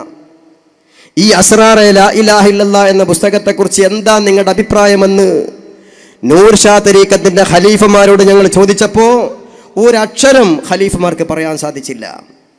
അതെ, ഇങ്ങനെയുള്ള ധാരാളം പ്രശ്നങ്ങൾ, ഇത് തന്നെയാണ് നൂർ ഷാ തെരീക്കത്തിൻ്റെ പ്രശ്നമെന്ന് ഞങ്ങൾ അവിടെ കൂടിയ ആളുകളോട് പറഞ്ഞു. എന്താ പ്രശ്നം? ഇതാ അസ്റാറെ ലാ ഇലാഹ ഇല്ലല്ലാഹ് എന്ന പുസ്തകത്തിൻ്റെ 14-ാമത്തെ പേജ്, ഉറുദുവിലുള്ള പുസ്തകം. ഈ പുസ്തകത്തിൽ പറയുന്നു, ആയേ ദിൻ മുസൽമാനോ കോ ഷിർക്ക് സേ റോക്കാ ജാതാ ഹൈ. മുസ്ലിമീങ്ങൾ ചെയ്തുകൊണ്ടിരിക്കുന്ന പല കാര്യങ്ങളെക്കുറിച്ചും ഷിർക്കാണെന്ന് ആരോപണമുണ്ട്. ലേക്കിൻ ഹഖീഖി ഷിർക്ക് സേ ഉൻകോ നഹീം റോക്കാ ജാതാ ഹൈ. എന്നാൽ ഷിർക്കാണെന്ന് ആരോപിക്കപ്പെടുന്ന ഈ വിഷയങ്ങളൊന്നും യഥാർത്ഥത്തിൽ ഷിർക്കല്ല. മുസ്ലിമീങ്ങൾ ചെയ്തുകൊണ്ടിരിക്കുന്ന പല വിഷയങ്ങളെക്കുറിച്ചും ഷിർക്കാണെന്ന് ആരോപണമുണ്ട്. എന്നാൽ ഇതൊന്നും യഥാർത്ഥത്തിൽ ഷിർക്കല്ല. ബൽക്കി ഐസെ അഫ്ആൽ ജിസ്സെ ഷിർക്ക് സി സിറാ മിൽത്തി ഹൈ. എന്നാൽ ഇതൊന്നും ഷിർക്കല്ലെങ്കിലും ഷിർക്കിലേക്കുള്ള വസീലയാകുന്നു, ഷിർക്കിൻ്റെ ആമുഖങ്ങളാകുന്നു. പറഞ്ഞ വിഷയം ഒന്നും കൂടി പറയാം. നൂർ ഷാ തരീക്കത്തിൻ്റെ സ്ഥാപകൻ നൂർ ഷാ തങ്ങളാൽ രചിക്കപ്പെട്ട അസ്റാറെ ലാ ഇലാഹ ഇല്ലല്ലാഹ് എന്ന പേരിലുള്ള ഈ ഉറുദുവിലുള്ള പുസ്തകം, ഈ പുസ്തകത്തിൻ്റെ 14-ാമത്തെ പേജിൽ പറയുന്നു, മുസ്ലിമീങ്ങൾ ചെയ്തുകൊണ്ടിരിക്കുന്ന പല കാര്യങ്ങളെക്കുറിച്ചും ഷിർക്കെന്ന ആരോപണമുണ്ട്. എന്നാൽ അവകൾ യഥാർത്ഥത്തിൽ ഷിർക്കല്ല. എന്നാൽ അത് ഷിർക്കിൻ്റെ ആമുഖങ്ങൾ മാത്രമാണ്. ഞാൻ വിശദീകരിക്കുന്നില്ല, നീട്ടി വായിക്കുന്നില്ല. ഷിർക്കെന്ന ആരോപണമുള്ള വിഷയങ്ങൾ എന്തൊക്കെ? മഖബറയിൽ പോവുക, മഖബറയിൽ മറവ് ചെയ്യപ്പെട്ട മഹാന്മാരിൽ നിന്ന് മദദ് തേടുക, ഇത് ഷിർക്കെന്ന ആരോപണമുള്ള കാര്യമാണ്. എന്നാൽ യഥാർത്ഥത്തിൽ ഷിർക്കല്ല. അതുപോലെ തന്നെ ഐക്കല്ല് കെട്ടുക, ഇത് ഷിർക്കെന്ന ആരോപണമുള്ള കാര്യമാണ്. എന്നാൽ ഇവയും യഥാർത്ഥത്തിൽ ഷിർക്കല്ല എന്ന് പറഞ്ഞുകൊണ്ട് നൂർ ഷാ തങ്ങൾ ആ പുസ്തകത്തിൻ്റെ അതേ പേജ് 14-ാമത്തെ പേജിൻ്റെ അവസാനത്തെ ഭാഗത്തിൽ പറയുന്നു, അൽബത്ത, തീർച്ചയായും യാ തമാം അഫ്ആൽ മംനൂഹ ശരീഅത്ത്, ഈ പ്രവർത്തനങ്ങളൊക്കെ ശരീഅത്തിൽ മംനൂ ആയ കാര്യങ്ങളാണ്. ഈ പ്രവർത്തനങ്ങളൊക്കെ ശരീഅത്തിൽ മംനൂ ആയ കാര്യങ്ങളാണ്. ഇതൊന്നും ഒരിക്കലും ശരീഅത്ത് അനുവദിക്കാത്ത കാര്യങ്ങളാണ്. എന്താ പറഞ്ഞത് സഹോദരന്മാരെ? മഖബറയിൽ പോയിക്കൊണ്ട് മദദ് തേടുക, സഹായം തേടുക, ഇത് ഷിർക്കെന്ന ആരോപണമുണ്ട്. എന്നാൽ ഷിർക്കല്ല. ഐക്കല്ല് കെട്ടുക, ഇത് ഷിർക്കെന്ന ആരോപണമുള്ള കാര്യമാണ്. എന്നാൽ ഇത് യഥാർത്ഥത്തിൽ ഷിർക്കല്ല. എന്നാൽ ഒരു കാര്യം മനസ്സിലാക്കണം, അൽബത്ത, തീർച്ചയായും യാ തമാം അഫ്ആൽ, ഈ പ്രവർത്തനങ്ങളൊന്നും തന്നെ ശരീഅത്ത് അംഗീകരിക്കാത്ത കാര്യങ്ങളാകുന്നു. ഇതൊന്നും ശരീഅത്ത് അംഗീകരിക്കാത്ത കാര്യമാണ്. ഞങ്ങൾ ചോദിച്ചു, നൂർ ഷാ തരീക്കത്തിൻ്റെ ഖലീഫ കൊണ്ടോട്ടിയിൽ വന്നുകൊണ്ട് തർബിയത്ത് ക്യാമ്പിന് നേതൃത്വം കൊടുക്കുമ്പോൾ ഞങ്ങൾ കീഴ്ശ്ശേരിയിൽ വെച്ചുകൊണ്ട് ഖലീഫമാരോട് ചോദിച്ചു, നിങ്ങളുടെ ആത്മീയ നേതാവ് കേരളത്തിലുണ്ടല്ലോ, ഞങ്ങളിതാ ചോദിക്കുന്നു അസ്റാറെ ലാ ഇലാഹ ഇല്ലല്ലാഹ് എന്ന പുസ്തകത്തെക്കുറിച്ച്. ഇങ്ങനൊരു പുസ്തകം നിങ്ങളുടെ നൂറുൽ മശായിഖ് എന്ന് നിങ്ങൾ പറയുന്ന നൂർ ഷാ തങ്ങൾക്ക് ഇല്ലെന്ന് പറയാൻ നിങ്ങൾക്ക് സാധിക്കുമോ? ആ പുസ്തകത്തിൽ ഇങ്ങനെയുള്ള വരികളില്ല എന്ന് പറയാൻ സാധിക്കുമോ? അല്ലെങ്കിൽ നൂർ ഷാ തങ്ങൾ പ്രസ്തുത പുസ്തകത്തിൽ എഴുതിയിട്ടുള്ള വരികളെക്കുറിച്ച് നിങ്ങളുടെ നിലപാട് വ്യക്തമാക്കണം. നിങ്ങൾ അത് അംഗീകരിക്കുന്നുണ്ടോ? എങ്ങനെ അത് അംഗീകരിക്കാൻ സാധിക്കും? നിങ്ങൾ അംഗീകരിക്കുന്നു അല്ലെങ്കിൽ അംഗീകരിക്കുന്നില്ല. രണ്ടാലൊരു കാര്യം പറയണമെന്ന് തുടർച്ചയായി 3 ദിവസം ഞങ്ങൾ ആവശ്യപ്പെട്ടു. ഇന്ന് വരെ നൂർ ഷാ തരീക്കത്തിൻ്റെ ഒരു ഖലീഫയും ഞങ്ങളുടെ വെല്ലുവിളി സ്വീകരിച്ചിട്ടില്ല. ഇനിയും നമുക്ക് പറയാം, ഇന്ന് ജീവിച്ചിരിപ്പുള്ള നൂർ ഷാ തരീക്കത്തിൻ്റെ ആത്മീയ നേതാവ്, ഏറ്റവും വലിയ നേതാവ് ആരിഫുദ്ദീൻ ജീലാനി മുതൽക്ക് ഖലീഫമാരും മുരീദമാരുമായി ആരൊക്കെയുണ്ടോ അവരോട് മുഴുവൻ നമ്മൾ സമസ്തയുടെ പ്രവർത്തകർ ചോദിക്കുന്നു, നിങ്ങളുടെ നൂറുൽ മശായിഖ് എന്ന് നിങ്ങൾ പറയപ്പെടുന്ന നിങ്ങളുടെ ശൈഖിന് അസ്റാറ ലാ ഇലാഹ ഇല്ലല്ലാഹ് എന്ന പേരുള്ള പുസ്തകം ഇല്ലെന്ന് പറയാൻ നിങ്ങൾക്ക് കഴിയുമോ? ആ പുസ്തകത്തിൽ ഞാൻ ഈ പറഞ്ഞ വരികളില്ലെന്ന് പറയാൻ സാധിക്കുമോ? അല്ലെങ്കിൽ നിങ്ങൾ ഈ പുസ്തകത്തെക്കുറിച്ച് നിലപാട് പറയണം. ഇങ്ങനെ ധാരാളം പ്രശ്നങ്ങൾ, ഇങ്ങനെ ധാരാളം വിഷയങ്ങൾ. പിന്നെ സാധാരണക്കാരായ ആളുകളെ കുറിച്ച് പ്രിയപ്പെട്ട സഹോദരൻ ചോദിച്ചതുപോലെ ലാ ഇലാഹ ഇല്ലല്ലാഹയുടെ ലാഹിർ, ലാ ഇലാഹ ഇല്ലല്ലാഹയുടെ ബാത്തിനു, മുഹമ്മദുർ റസൂലുള്ളാഹിന്റെ ലാഹിറും ബാത്തിനും ഇങ്ങനെ ആളുകളെ വഴിതെറ്റിപ്പിക്കുന്ന രീതിയിലുള്ള അള്ളാഹുവിനെ കുറിച്ചുള്ള ഈമാൻ വിശ്വാസം പഴപ്പിക്കുന്ന രീതിയിൽ, മറ്റൊരർത്ഥത്തിൽ പറഞ്ഞാൽ ഈ പാവപ്പെട്ട വിവരമില്ലാത്ത ആളുകൾ ഇത്തരം സിറായ കാര്യങ്ങളൊക്കെ ബാത്തിനിയായ ഇൽമുകളൊക്കെ നൽകിക്കൊണ്ട് ആലിമീങ്ങളെ കാണുമ്പോൾ ഒരു പുച്ഛ സ്വഭാവത്തോട്ട് അങ്ങക്കുണ്ടല്ല ഇല്ലാന്നൊരു അർത്ഥം. എത്രയോ നൂർശത്തിൻ്റെ തരീക്കത്തിൻ്റെ സാധാരണക്കാരായ ആളുകൾ ഞങ്ങളോട് ചോദിച്ചിട്ടുണ്ട്, നിങ്ങൾക്കുണ്ടല്ല ഇല്ലാന്നൊരു അർത്ഥം. ഒരു പള്ളി ദർശി പോയിട്ട് മുത്തഫരിദും കൂടി കാണാത്ത ആളുകളായിരിക്കും ചോദിക്കുന്നുണ്ടാവുക, നിങ്ങൾക്കുണ്ടോ ലാഹിറന്ന് ബാത്തിനറിഞ്ഞു. ഇങ്ങനെ ആളുകളെ ഒരു തരം കിബ്രിൻ്റെയും ഫഹ്റിൻ്റെയും അവസ്ഥയിലേക്ക് എത്തിക്കുക എന്ന ഒരു ദുസ്വഭാവമാണ്, ഒരിക്കലും അംഗീകരിക്കാൻ കഴിയാത്ത പ്രവർത്തനമാണ് അവർ ചെയ്തുകൊണ്ടിരിക്കുന്നത്. അപ്പോൾ നൂർഷാ തരീഖത്തിന് ധാരാളം പ്രശ്നങ്ങളുണ്ട്. ആ പ്രശ്നങ്ങളിൽപ്പെട്ട ഒരു വിഷയമാണിത്. ഇത് മാത്രമല്ല, ഒട്ടനവധി വിഷയങ്ങളുണ്ട്. സഹോദരന്മാർ, ഈ വിഷയങ്ങളെക്കുറിച്ചും അതുപോലെയുള്ള വിഷയങ്ങളെക്കുറിച്ചൊക്കെ ചോദിക്കണം. കാരണം ഇതൊക്കെ നമുക്ക് വലിയ ഉപകാരം ചെയ്യും. നമുക്ക് ഈ കാര്യങ്ങളെക്കുറിച്ചൊക്കെ അറിയുന്നവരായിരിക്കും. പക്ഷേ ഈ സംസാരങ്ങൾ, നിങ്ങളുടെ ഈ സംശയങ്ങളും ഈ വിശദീകരണങ്ങളും നമ്മുടെ പ്രഭാഷണങ്ങളൊക്കെ ലോകത്തിൻ്റെ നാനാഭാഗത്തും ബഹുമാനപ്പെട്ട സമസ്ത കേരള ഇസ്ലാമിക് ക്ലാസ് റൂമിലൂടെ ആളുകൾ കേട്ടുകൊണ്ടിരിക്കുകയാണ്. ഒരുപാട് ആളുകൾ ശ്രമിച്ചുകൊണ്ടിരിക്കുകയാണ്. അപ്പോൾ ഒരുപാട് ആളുകൾക്ക് ഉപകാരപ്പെടുന്ന ചർച്ചയായിരിക്കും നമ്മുടെ ഈ ചർച്ച. അതുകൊണ്ട് പ്രിയപ്പെട്ട സഹോദരന്മാരൊക്കെ ഈ അവസരം ഉപയോഗപ്പെടുത്തണം.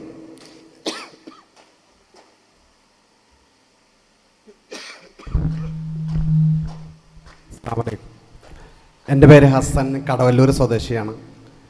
അവിടെ ഞങ്ങളുടെ മഹലിലൊരു 4-5 തവണയായിപ്പോൾ മുജാഹിദ് വയല് വെച്ചു. അടുത്ത ദിവസം ഈ കഴിഞ്ഞ 19-ാം തീയതി ഒരു വയല് സംഘടിപ്പിക്കുകയുണ്ടായി. അതിലൊരു മുജാഹിദ് മൗലവി വന്നു. അദ്ദേഹം പറഞ്ഞു, റബീഉൽ അവ്വൽ 12-ന് റസൂലുള്ള ജനിച്ചതാണെന്നുള്ളതിന് യാതൊരു തെളിവുമില്ല, വല്ല പ്രബലമായ ഹദീസുകളുമുണ്ടോ? അന്ന് റസൂലുള്ള സത്യത്തിൽ വഫാത്തായതാണ്. അന്ന് സുന്നി മുസ്ലിംമാരും കുട്ടികളൊക്കെ സത്യത്തിൽ ബിരിയാണി വെച്ച് കഴിക്കുകയല്ല വേണ്ടത്, ആഹ്ലാദം പങ്കുവെക്കുകയല്ല വേണ്ടത്, ദുഃഖിക്കുകയല്ല വേണ്ടത്. അതിന് എനിക്ക് ബഹുമാനപ്പെട്ട ഉസ്താദിനോട് ചോദിക്കാനുള്ളത്, അദ്ദേഹം ചോദിച്ചതുപോലെ റസൂലുള്ള പിറന്നതിന് വല്ല പ്രബലമായ ഹദീസും വല്ല തെളിവുകളും ഉണ്ടോ എന്ന് അറിയാൻ താല്പര്യമുണ്ട്. അതാഗ്രഹിക്കുന്നു. അസ്സലാമു അലൈക്കും. സാധാരണ മുജാഹിദ് പ്രഭാഷകർ നമ്മുടെ സാധാരണക്കാരായ ആളുകളെ അവരെ തശ്വീഷാക്കുന്നതിന് വേണ്ടി, അവരുടെ വിശ്വാസത്തിൽ വൈകല്യങ്ങൾ വരുത്തുന്നതിന് വേണ്ടി, ചാഞ്ചാട്ടം ഉണ്ടാക്കുന്നതിന് വേണ്ടി ഉപയോഗിക്കാറുള്ള പല കുറുക്ക് വഴികളുമുണ്ട്. അതിൽപ്പെട്ടൊരു കാര്യമാണിത്. റബീഉൽ അവ്വൽ 12-നാണ് നബി സല്ലല്ലാഹു അലൈഹി വസല്ലമ തങ്ങൾ ജനിച്ചത് എന്നതിന് പ്രബലമായ വല്ല തെളിവുകളുമുണ്ടോ? നബി സല്ലല്ലാഹു അലൈഹി വസല്ലമ തങ്ങൾ ജനിച്ചു എന്നുള്ളത് ഉറപ്പാണല്ലോ, അതൊരു മുജാഹിദ് നിഷേധിക്കൂലല്ലോ. നബി തങ്ങൾ ജനിച്ചിട്ടുണ്ട്, തീർച്ചയാണ്. എന്നാൽ എന്നായിരുന്നു നബി സല്ലല്ലാഹു അലൈഹി വസല്ലമ തങ്ങളുടെ ജനനം? ഇത് ചരിത്രപരമായ ഒരു കാര്യമാണ്, അല്ലേ? ഇന്നാലിൻ്റെ സംഭവം എന്ന് നടന്നു. ഒരാളുടെ ജനനമാണെങ്കിലും മരണമാണെങ്കിലും പ്രധാനപ്പെട്ട ഒരു സംഭവമാണെങ്കിലും എന്ന് നടന്നു, എന്ന് സംഭവിച്ചു എന്നുള്ള ചരിത്രപരമായ ഒരു കാര്യമാണ്. ചരിത്രപരമായ കാര്യം തീരുമാനിക്കേണ്ടത് ചരിത്രങ്ങളെ കൊണ്ടാണ്. അത് നബി തങ്ങളുടെ ജനനം മാത്രമല്ല, ഏത് വിഷയമാണെങ്കിലും. ഇപ്പം നൂഹ് നബി അലൈഹി സ്വലാമിൻ്റെ കാലത്തുണ്ടായ തൂഫാൻ, അതുമായി ബന്ധപ്പെട്ടത് ഒരു ചരിത്രപരമായ വിഷയമാണ്. ഗൾഫ് യുദ്ധം, അത് ചരിത്രപരമായ വിഷയമാണ്. സദ്ദാം ഹുസൈൻ കൊല്ലപ്പെട്ടു, അത് ചരിത്രപരമായ വിഷയമാണ്. ഇതൊക്കെ എന്ന് സംഭവിച്ചു, എവിടെ വെച്ചുകൊണ്ടുണ്ടായി, ഇതൊക്കെ ചരിത്രപരമായ കാര്യങ്ങളാണ്. ചരിത്രപരമായ കാര്യങ്ങൾ ആ രൂപത്തിലാണ് അതിന് തീരുമാനം കാണേണ്ടത്. അങ്ങനെയാണല്ലോ. എന്നാൽ നബി സല്ലല്ലാഹു അലൈഹി വസല്ലമ തങ്ങളുടെ ജനനം എന്നായിരുന്നു?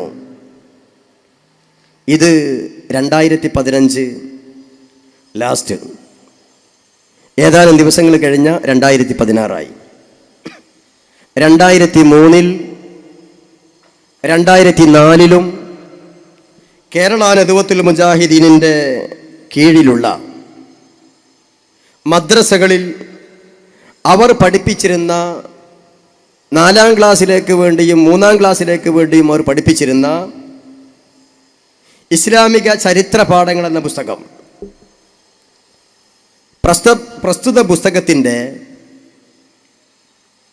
22ാമത്തെ പേജ്,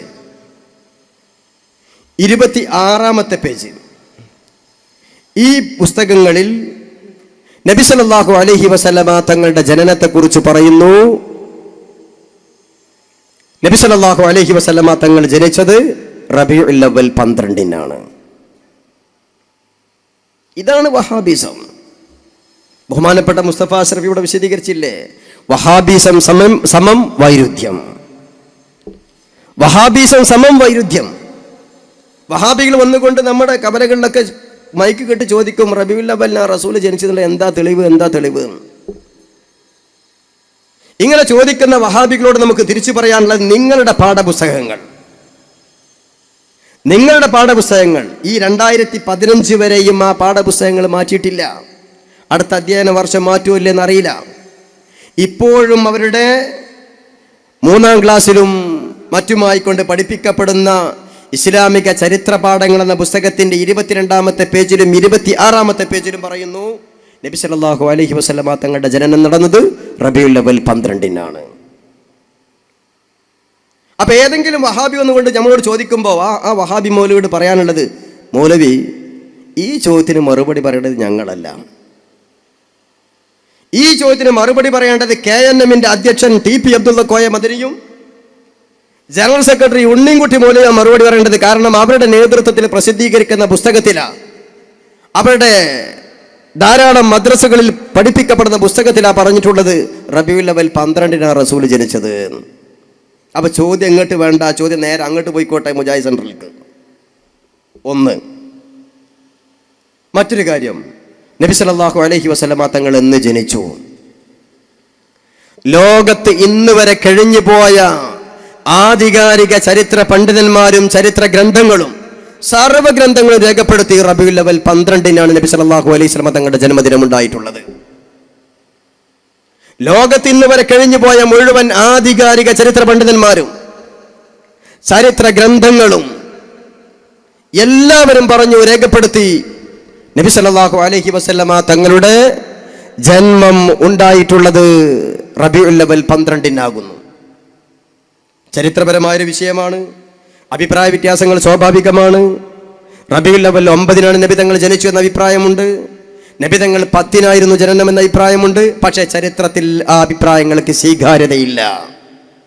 മഹാനായ ഇമാം ഖസ്തലാനിയുടെ മവാഹിബുൽ ലദുന്നിയ, ബഹുമാനപ്പെട്ട സഹീഹുൽ ബുഖാരിയുടെ വ്യാഖ്യാന ഗ്രന്ഥം ഫത്ഹുൽ ബാരി, ബഹുമാനപ്പെട്ട ഹാഫിദ് ഇബ്നു ഹജർ അസ്ഖലാനി റളിയല്ലാഹു അൻഹു, ഇതുപോലെയുള്ള മഹാന്മാരായ മുഹദ്ദിസീങ്ങളും ചരിത്ര പണ്ഡിതന്മാരും ധാരാളം തെളിവുകളെ കൊണ്ട് സമർത്ഥിക്കുന്നു 9-നാണ് 10-നാണ് എന്ന അഭിപ്രായം ചരിത്രത്തിൽ വന്നിട്ടുണ്ടെങ്കിലും അതിന് പിൻബലമില്ല, ആധികാരിക രേഖയല്ല. അതുകൊണ്ട് 12-ന് തന്നെയാകുന്നു. അതാണ് ഞാൻ പറഞ്ഞത്, ലോകത്ത് ഇന്ന് വരെ വന്നിട്ടുള്ള ആധികാരിക ചരിത്ര പണ്ഡിതന്മാരും ചരിത്ര ഗ്രന്ഥങ്ങളും മുഴുവൻ രേഖപ്പെടുത്തിയിട്ടുള്ളത് നബി തങ്ങളുടെ ജന്മം അത് 12-നായിരുന്നു എന്നാണ്. മറ്റൊരു വിഷയം കൂടി സൂചിപ്പിക്കട്ടെ. ഇവർ പറയാറുണ്ടല്ലോ, സഹോദരന് ചോദിച്ചു, അദ്ദേഹത്തിന്റെ നാട്ടിൽ ഒരു വഹാബി മൗലവി എന്നുകൊണ്ട് പ്രസംഗിച്ച കാര്യം, 12-ന് സംഭവിച്ചത് നബി തങ്ങളുടെ വഫാത്താണ്, മരണമാണ്. അതുകൊണ്ട് സുന്നികൾ സന്തോഷിക്കുകയല്ലല്ലോ വേണ്ടത്, ദുഃഖിക്കുകയല്ലേ.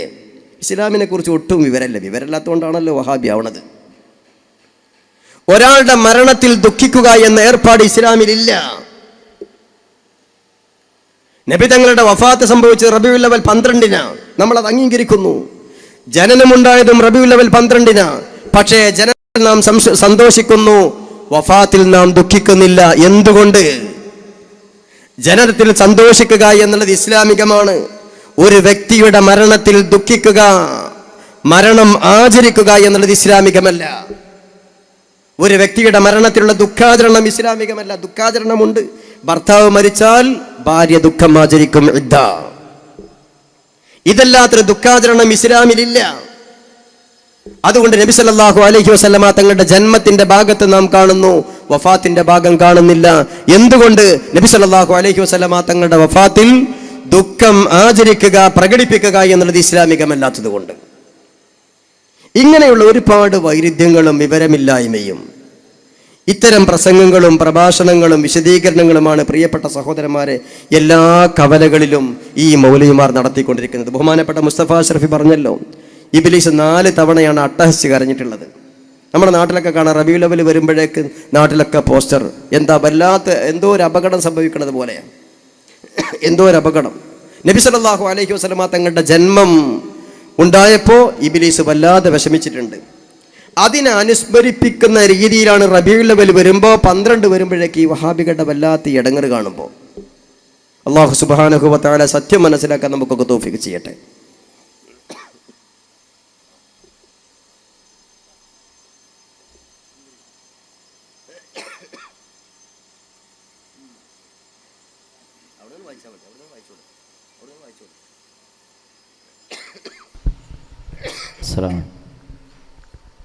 വമാ അർസൽനാക ഇല്ലാ റഹ്മത്തൽ ലിൽ ആലമീൻ.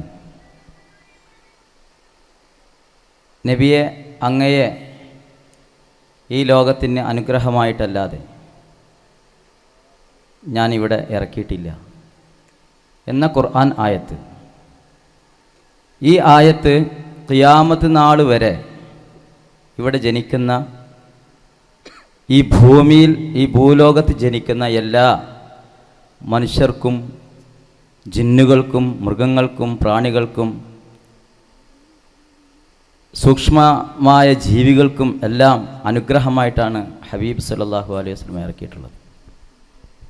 റസൂലുള്ളാഹി സല്ലല്ലാഹു അലൈഹി വസല്ലമ തങ്ങളുടെ 63-ാമത്തെ വയസ്സിൽ തങ്ങൾ വഫാത്താവുകയാണ്.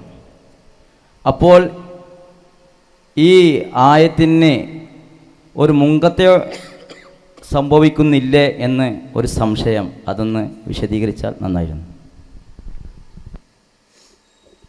പ്രസ്തുത ആയത്തിന് മഹാനായ ഇമാം ഇബ്നു ജരീർ റളിയല്ലാഹു അൻഹു തഫ്സീർ ചെയ്യുമ്പോൾ, വിശദീകരിക്കുമ്പോൾ അവിടുത്തെ തഫ്സീറിൽ ഒരു ഹദീസ് പറയുന്നുണ്ട്. പ്രസ്തുത ഹദീസ് ബഹുമാനപ്പെട്ട ഇമാം അബൂ യഅല റളിയല്ലാഹു അൻഹു മുസ്നദിലും മറ്റ് പല മുഹദ്ദിസീങ്ങൾ അവരുടെ ഹദീസിൻ്റെ കിതാബുകളിലും പറയുന്നുണ്ട്. എന്താ? ഹയാത്തി ഖൈറുൽ ലക്കും, എൻ്റെ ഹയാത്ത് നിങ്ങൾക്ക് ഖൈറാകുന്നു. മമാത്തി ഖൈറുൽ ലക്കും, എൻ്റെ മൗത്തും നിങ്ങൾക്ക് ഖൈറാകുന്നു. ബഹുമാനപ്പെട്ട ഇമാം അബൂ യഅല റളിയല്ലാഹു അൻഹു ഹദീസ് ഈ റിപ്പോർട്ട് ചെയ്തുകൊണ്ട് ഇതിൻ്റെ ബാക്കി ഭാഗം പറയുന്നു, എൻ്റെ ഹയാത്ത് നിങ്ങൾക്ക് ഖൈറാ. എങ്ങനെയാണ് എൻ്റെ ഹയാത്ത് നിങ്ങൾക്ക് ഖൈറാകുന്നത്? ഞാൻ ജീവിച്ചിരിക്കുമ്പോൾ നിങ്ങൾക്ക് എന്തെങ്കിലും സംശയങ്ങൾ ഉണ്ടാകുമ്പോൾ ആ സംശയങ്ങൾ നിങ്ങൾ എന്നോട് ഒന്നുകൊണ്ട് ചോദിക്കും. വഹയിൻ്റെ അടിസ്ഥാനത്തിൽ ആ സംശയങ്ങൾ ഞാൻ നിങ്ങൾക്ക് തീർത്തു തരികയും ചെയ്യും. അതുകൊണ്ട് എൻ്റെ ഹയാത്ത് നിങ്ങൾക്ക് ഖൈറാകുന്നു. എൻ്റെ വഫാത്ത് നിങ്ങൾക്ക് ഖൈറാ. നബി തങ്ങൾ തന്നെ വിശദീകരിക്കുന്നു, എൻ്റെ വഫാത്തിന് ശേഷം എല്ലാ വ്യാഴാഴ്ച ദിവസങ്ങളിലും എൻ്റെ ഉമ്മത്തിൻ്റെ അമലുകൾ എൻ്റെ മേൽ വെളിവാക്കപ്പെടും. എൻ്റെ ഉമ്മത്തിൻ്റെ അമലുകൾ എൻ്റെ വഫാത്തിന് ശേഷം എല്ലാ വ്യാഴാഴ്ച ദിവസങ്ങളിലും എൻ്റെ മേൽ വെളിവാക്കപ്പെടും.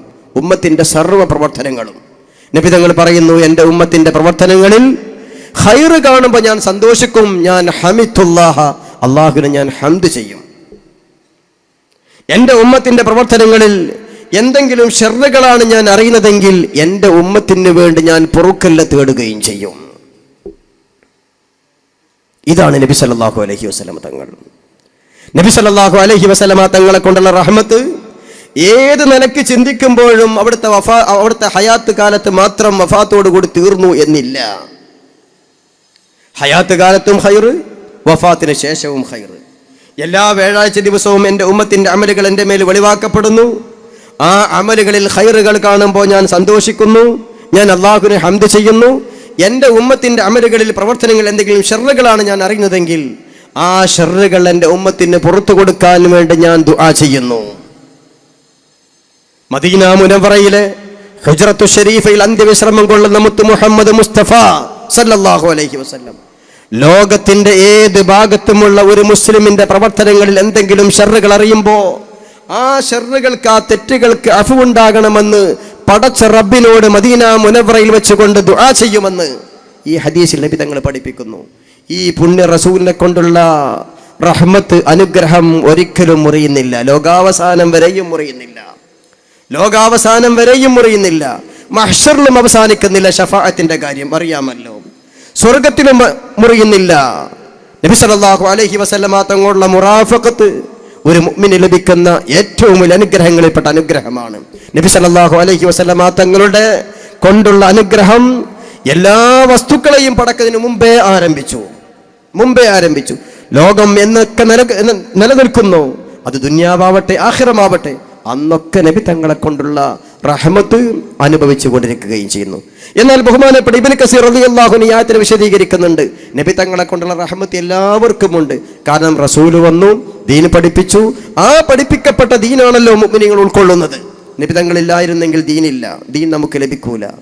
ഈ ദീൻ ഉൾക്കൊള്ളുന്നവർ അള്ളാഹുവിന്റെ റഹ്മത്ത് ഉണ്ടാകും, സ്വർഗം കിട്ടും. അതുകൊണ്ട് സർവ്വ ആളുകൾക്കും, സർവ്വ മനുഷ്യർക്കും, സർവ്വ പടപ്പുകൾക്കും മനുഷ്യരിലേക്ക് നബി സല്ലല്ലാഹു അലൈഹി വസല്ലമ തങ്ങൾ തക്ലീഫിന്റെ പ്രവാചകരാണെങ്കിൽ മറ്റു വസ്തുക്കളിലേക്ക് തഅലീമിന്റെ പ്രവാചകരാണ്. ഞാൻ വിശദീകരിക്കുന്നില്ല. സർവ്വ വസ്തുക്കൾക്കും നബി സല്ലല്ലാഹു അലൈഹി വസല്ലമ തങ്ങളെ കൊണ്ടുള്ള അനുഗ്രഹം, ഗുണം ലഭിച്ചുകൊണ്ടിരിക്കുന്നു, ഹയാത്ത് കാലത്തും വഫാത്തിന് ശേഷവും. ഇവിടെ എഴുതി തന്നൊരു ചോദ്യമാണ്. കക്കാട് ഫൈസി നേതൃത്വം നൽകുന്ന ദസൂഖിയ ത്വരീഖത്തിനെ കുറിച്ച് എന്ത് പറയുന്നു? കൈക്കൊട്ട്, ഫോട്ടോ വെക്കൽ തുടങ്ങിയവയെ കുറിച്ചുള്ള അഭിപ്രായം എന്താണ്? ദസൂഖിയ ത്വരീഖത്തിലുള്ളതാണ് ഇവയെല്ലാം. ബഹുമാനപ്പെട്ട സമസ്ത കേരള ജമിയത്തുൽ ഉലമായുടെ അച്ചടക്കമുള്ള ആദർശ പ്രസ്ഥാനമാണ് SKSSF. ബഹുമാനപ്പെട്ട SVS, ജമിയത്തുൽ ഉലമ, ഇതൊക്കെ നമ്മുടെ സ്വഭാവം, നമ്മുടെ ഉസ്താദുമാർ എന്തു പറയുന്നോ അവിടെ നിൽക്കുക എന്നുള്ളതാണ്. ഓവർടേക്ക് ഇല്ലാതിരിക്കുക എന്നുള്ളതാണ് നമ്മുടെ രീതി. ഓവർടേക്ക് ചെയ്യലുണ്ടായത് കൊണ്ടാണല്ലോ ഈ സകല മുസീബത്തും ഇവിടെ വന്നിട്ടുള്ളത്. നേരത്തെ ബഹുമാനപ്പെട്ട അഷ്റഫി വിശദീകരിച്ചില്ലേ? ബഹുമാനപ്പെട്ട ഗണ്ണിയത്ത് ഉസ്താദിനെ ഓവർടേക്ക് ചെയ്തു വേറൊരാൾ, ശംസുൽ ഉലമായെ മറികടന്നു മറ്റൊരാൾ. അതാണല്ലോ ഈ സർവ്വ മുസീബത്തിനും കാരണം. അതുകൊണ്ട് നമ്മുടെ പാരമ്പര്യം, ബഹുമാനപ്പെട്ട സമസ്ത കേരള ജമിയത്തുൽ ഉലമായുടെ മഹാന്മാരായ ആലിമീങ്ങൾ, ഉസ്താദുമാർ എന്തു പറയുന്നു അവിടെ നിൽക്കും. ബഹുമാനപ്പെട്ട സമസ്ത കേരള ജമിയത്തുൽ ഉലമായുടെ ആലിമീങ്ങൾ കാര്യകാരണ സഹിതം നൂർ ഷാ തരീഖത്തിനെ കുറിച്ചും ആലുവ തരീഖത്തിനെ കുറിച്ചും അതുപോലെ തന്നെ വെങ്ങാട് ഷെയ്ഖിനെ കുറിച്ചും മറ്റു പല തരീഖത്തുകളെ കുറിച്ചും തീരുമാനം പറഞ്ഞു.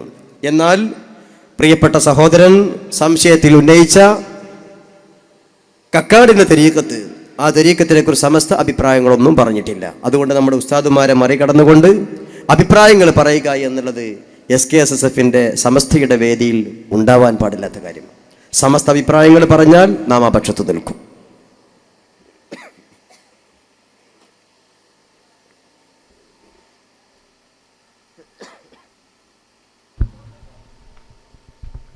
അസ്സലാമു അലൈക്കും.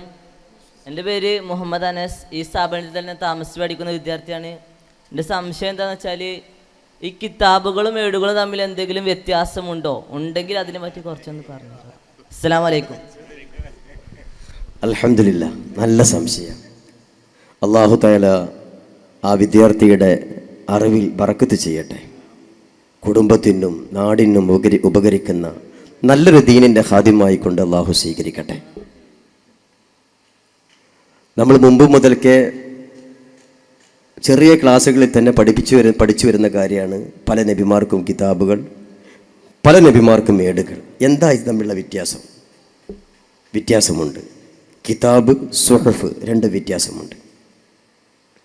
കിതാബും സുഹഫും വ്യത്യാസമുണ്ട്. നമ്മുടെ ഇമാമിങ്ങൾ ധാരാളമായി കൊണ്ട് ഇത്തരം കാര്യങ്ങൾ പ്രതിപാദിക്കുകയും ചെയ്തിട്ടുണ്ട്. അതാണല്ലോ നമ്മുടെ വിശുദ്ധി, ആദർശ വിശുദ്ധി. നമുക്കൊന്നിനും ഒരു കുറവുമില്ല. നമ്മുടെ ഇമാമിങ്ങൾ കൈകാര്യം ചെയ്യാത്ത, വിശദീകരിക്കാത്ത, കൈവച്ചിട്ടില്ലാത്ത ഒരു വിഷയവുമില്ല. ഏത് വിഷയമാണെങ്കിലും നമ്മുടെ ഇമാമുകൾ വളരെ കൃത്യമായി കൊണ്ട് അതൊക്കെ രേഖപ്പെടുത്തിയിട്ടുണ്ട്. പല നബിമാരുടെയും വഹ്യികളിൽ അവർക്കിറക്കപ്പെട്ട സന്ദേശങ്ങളിൽ അഹ്കാമുകളും ബിശാറാത്തുകളും ഉണ്ടായിരുന്നു. വിധികളും സുവിശേഷങ്ങളും. ഇത് രണ്ടും കൂടി സംയുക്തമാകുമ്പോൾ കിതാബ് എന്നും. പുതിയ നിയമങ്ങളില്ല, എന്നാൽ ബിശാറാത്തുകൾ മാത്രം, സുവിശേഷങ്ങൾ മാത്രം. ഇന്നാലിൻ്റെ പ്രവർത്തനം, അത് ഇന്നാലിൻ്റെ പ്രതിഫലമുണ്ട്. ഇന്നാലിൻ്റെ അമല്, അതിന് ഇന്ന സവാബുണ്ട്, ഇന്ന പ്രതിഫലമുണ്ട്. ദുന്യാവിൽ ഇങ്ങനെ ഗുണം, ആഖിറത്തിൽ ഇങ്ങനെ ഗുണം. ഇങ്ങനെ ഈ സവാബുകളെക്കുറിച്ചുള്ള, അതുപോലെ തന്നെ ശിക്ഷകളെക്കുറിച്ചുള്ള അറിയിപ്പുകൾ. ഇത് മാത്രമായിരുന്നു ചില നബിമാർ പ്രബോധനം ചെയ്തിരുന്നത്. പുതിയ പുതിയ അഹ്കാമുകൾ, ഇങ്ങനെ നിസ്കാരം, നജസ് ശുദ്ധിയാക്കേണ്ടത് ഇങ്ങനെ, ഹജ്ജിൽ ശ്രദ്ധിക്കേണ്ടത് ഇങ്ങനെയുള്ള ഹുക്കുമുകൾ, വിധിവിലക്കുകൾ ചില പ്രവാചകന്മാർ ദഅവത്ത് ചെയ്തിട്ടില്ല. തൊട്ടുമുമ്പുള്ള പ്രവാചകരുടെ കാലത്ത് നിലനിന്നിരുന്ന അഹ്കാമുകൾ എന്തോ ആ അഹ്കാമുകൾ തന്നെ. എന്നാൽ ഈ പ്രവാചകർ പുതുതായി വന്നുകൊണ്ട് എന്താ ചെയ്യുന്നത്? അറിയോനെ പേറിയിട്ടുണ്ടെങ്കിൽ പേറിയോ നാറും. അതെല്ലാവരും അനുഭവിക്കണ കാര്യമാണ്, എല്ലാവരും അനുഭവിക്കണ കാര്യമാണ്. അത് തന്നെയാണ് സൗദി അറേബ്യയും ഇന്ന് അനുഭവിച്ചു കൊണ്ടിരിക്കുന്നത്. നബി സല്ലല്ലാഹു അലൈഹി വസല്ലമ തങ്ങളുടെ കാലത്തുണ്ടായ ഒരു സംഭവം, ബഹുമാനപ്പെട്ട ഇമാം നേവി റളിയല്ലാഹു അൻഹുവിൻ്റെ കിതാബുൽ അർബഈനിൻ്റെ പ്രസിദ്ധമായ ഒരു ശറഹുണ്ട്, വ്യാഖ്യാന ഗ്രന്ഥമുണ്ട്. ആ വ്യാഖ്യാന ഗ്രന്ഥത്തിൽ ഈ സംഭവം പറയുന്നുണ്ട്. നബി സല്ലല്ലാഹു അലൈഹി വസല്ലം തങ്ങളുടെ കാലത്ത് ഒരു സഹാബിയും ആ സഹാബിയുടെ ഭാര്യയും തമ്മിൽ ഒരു വക്കാണുണ്ടായി, ഒരു വർത്താനുണ്ടായി. ഞാൻ ചുരുക്കി പറയാണ്. ഈ ഭർത്താവ് ഭാര്യയോട് പറഞ്ഞു, ഹീനിൽ നിന്നെ ഞാൻ സ്പർശിക്കൂല, ഹീനിൽ നിന്നെ ഞാൻ സ്പർശിക്കൂല. ഇവർ തമ്മിലുള്ള ആ ദേഷ്യമൊക്കെ കഴിഞ്ഞു, മാറി. അപ്പോഴാ ഈ പറഞ്ഞ വാക്കിൻ്റെ ഗൗരവത്തെക്കുറിച്ച് ചിന്തിക്കണത്. അള്ളാഹുവിനെ കൊണ്ട് സത്യം ചെയ്തുകൊണ്ട് ഭർത്താവ് ഭാര്യയോട് പറഞ്ഞതാ, ഹീനിൽ നിന്നെ ഞാൻ സ്പർശിക്കൂല. എന്തു ചെയ്യും? ഇതുകൊണ്ട് തലാക്ക് സംഭവിക്കുമോ?